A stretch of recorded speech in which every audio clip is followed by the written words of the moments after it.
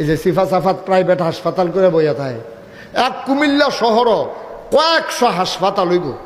আমারও তো অনেক জায়গা ফিরসাব দেখে উদ্বোধন করতাম না, তা আমি আবার মালিকরে নিডাল জিগাই, ভাই হাসপাতালের দিয়ে এমনি অভাব নাই, এত রুগী ইয়ে করতে এটা তো ভাড়া না? কয় হ ভাড়া।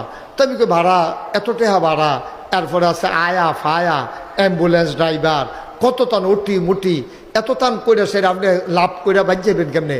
হুজুর টেনশন করে না, হিসাব মিলেই রাখছি। আমি ওই কি হিসাব?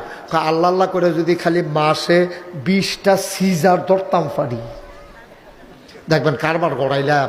যদি 20টা সিজার করতাম পারি আল্লাহ আল্লাহ কইরা, দেখবেন হাসপাতালও আর লসের কোনো সম্ভাবনা নাই। ও আপনার বিবেকে কি কয়? যেই হাসপাতালের মালিকে চিন্তা করছে 20টা সিজার ধরতে পারলে তার ভাড়াটারা উঠটা কয়টা টেয়া থাকবো, তার এই হাসপাতালও জীবনে ফয়েজ ভাই নর্মাল ডেলিভারি হইব? ওই তো লইল ওদতে থামাই লইব, কইবে ওইয়ের না ওইয়ের না ওইয়ের না, সিজার করাম সিজার করাম।